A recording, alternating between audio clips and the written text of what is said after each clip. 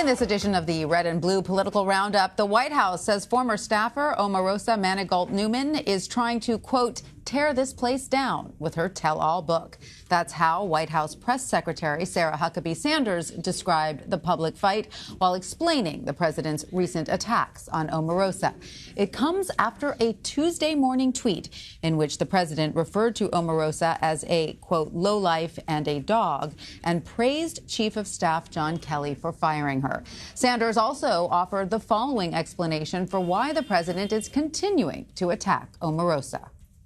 I think the president is certainly voicing his frustration with the fact that this person has shown a complete lack of integrity, particularly by the actions following her time here at the White House. And joining me now from Washington is Julia Manchester. She's a reporter for The Hill. Hi, Julia. Thanks for being with us. As the White House tries to explain the president's attacks on Omarosa, his campaign is now taking legal action against her. What justification are they providing? Yeah, so the campaign is basically saying that she wrongfully recorded these conversations and released them. So that's an issue for the campaign. But the White House is also digging in on this issue of a non-disclosure agreement. Omarosa saying she had to sign one, and the White House is kind of caught red-handed because they've previously said that they haven't had to issue non-disclosure agreements, but now Omarosa's have really brought this to the table more. But what's interesting is that, they're being forced to really admit this at this point. Right. Now, Omarosa says that she believes she did not violate a non-disclosure agreement, but did say she's going to leave it to the lawyers to sort that out. Why does she feel that she was justified in releasing these recordings?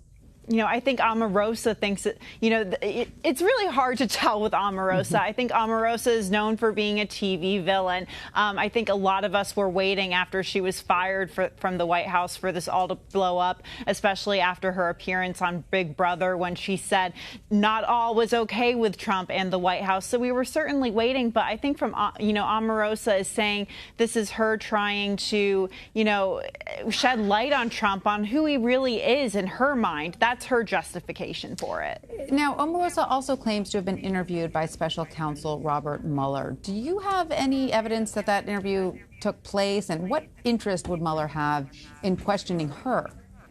Right. So the only evidence we have was what she told MSNBC's Katie Tur today. She didn't really give too many details, except she said that President Trump absolutely knew about emails that were hacked from in the Democratic National Committee in 2016. However, I think Mueller would be interested in interviewing her if it did indeed happen, because he seems to be focusing a lot on collusion. And I think Omarosa was in the inner echelons of the campaign, so she was able to really see what was going on in there, and someone like Mueller would be able to see that she could have some inside information. All right, switching gears just a little bit here. The defense rested Tuesday in the trial against former Trump campaign chairman Paul Manafort.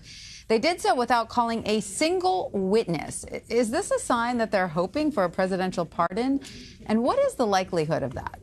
Not necessarily. They say that it's because they don't think the government has a good enough case against the Manafort, in that they feel that his character has already been attested to by what has already been said in court. It's true that maybe, what's interesting there, I'd like to point out, is that they also didn't really call any witnesses in favor of Manafort. Instead, they just rested on cross-examining the prosecution's witnesses. In terms of a presidential pardon, it's hard to say. I mean, that would definitely be putting all of their eggs in one basket at this point. But he also has another trial happening in Washington, D.C., so we'll really have to see. The president hasn't ruled it out. All right. Now, the House returns from summer vacation in 3 weeks. There's a lot to do, but what are some of the more immediate items we can expect them to work on first?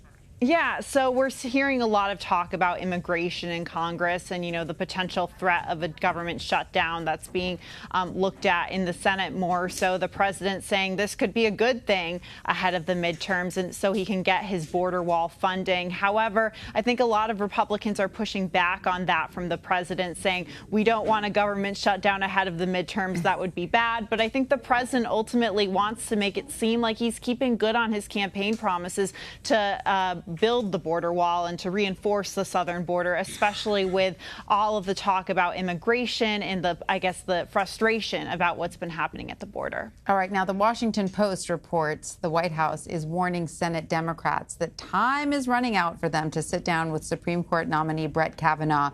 What are some of the main issues Democrats are questioning him about, and what kind of battle can we expect over this confirmation?